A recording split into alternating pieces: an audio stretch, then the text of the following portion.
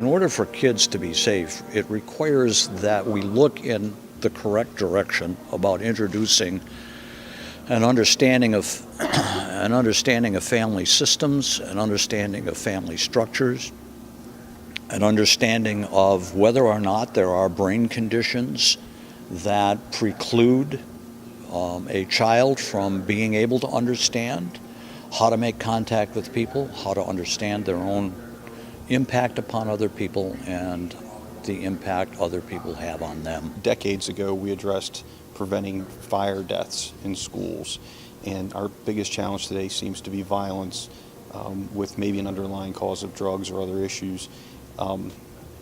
Trying to remove the threat of violence is got to be addressed, but there are no easy solutions to it. I mean, everybody has their own idea about it, but how to mesh all those ideas into a workable solution is the challenge. Denver had prevented a number of violent incidents in schools. My bet is that what characterized them is that, in fact, somebody told. In many of the school shootings, not all of them, but many of them, other kids knew. Other kids knew that kids were talking about bringing weapons, or they were talking about hurting people, or they were talking about those kinds of things.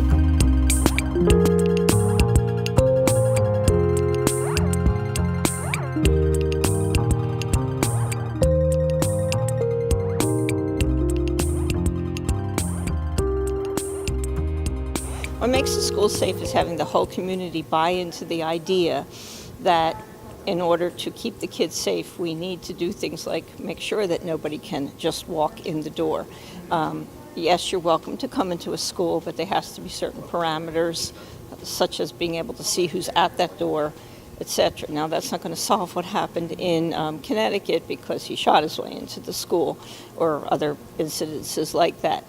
But make the community aware that school should be a safe place. And for many kids, especially for poor kids, school is the safe place, the only safe place that they have, because a lot of the streets and neighborhoods are not safe. I think there's certainly an aspect of needing to ingrain everybody with just an attitude of awareness, knowing who's around, knowing who's supposed to be there. Also just being able to pick up on whether it's a student, a staff member, whatever, seems to be a little out of sorts, just to be able to address those issues. The problem we have today is in today's paper, the News Journal. Thank you, John Sweeney. To me, the answer is deterrence.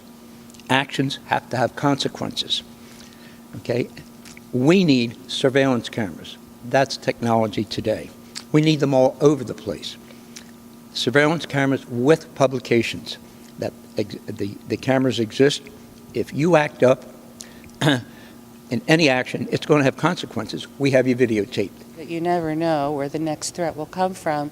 So to have safe building materials built into the school is important. And one of the things that makes a school a very welcoming and open environment is to have lots of glass and to give children a sense that they're in a bright, daylit environment. That always means that they're going to do better and feel better, and also feel that school is a fun place to go.